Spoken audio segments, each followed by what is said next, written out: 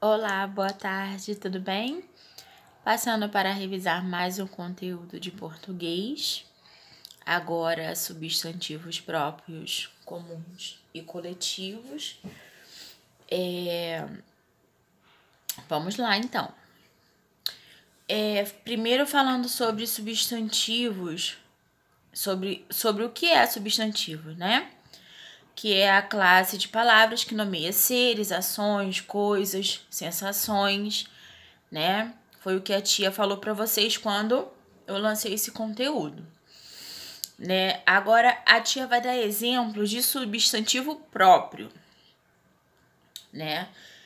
Ele nomeia, né? O substantivo próprio dá nome a seres humanos como nós. Por exemplo, Carla é um substantivo próprio, né? Porque é o meu nome.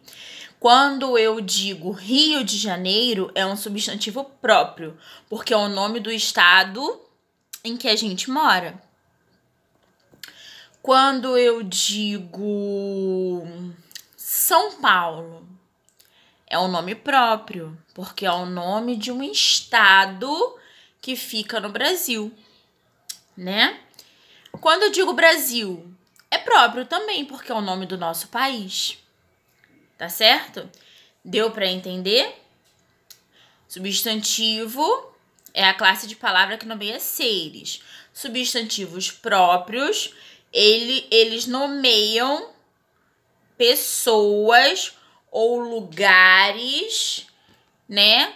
Que são nomes próprios. Como a tia deu exemplo. Rio de Janeiro, Carla, São Paulo, são nomes próprios.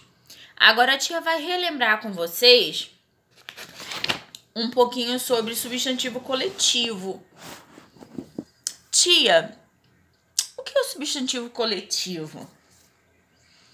Vamos lá. Substantivo coletivo é quando eu quero nomear mais de uma coisa. Exemplo.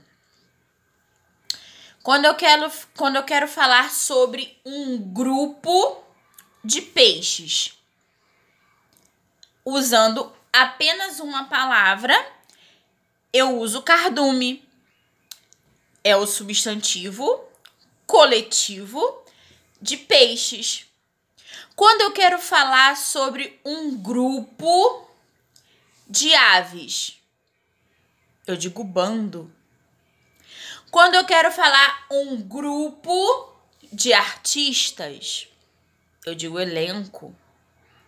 Quando eu quero falar sobre um grupo de chaves, como se eu tivesse um monte de chaves, eu digo molho.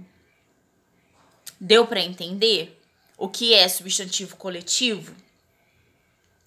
Quando eu quero falar sobre um grupo de soldados, e aí, o que eu falo? Alguém sabe me responder? Batalhão. Deu para entender?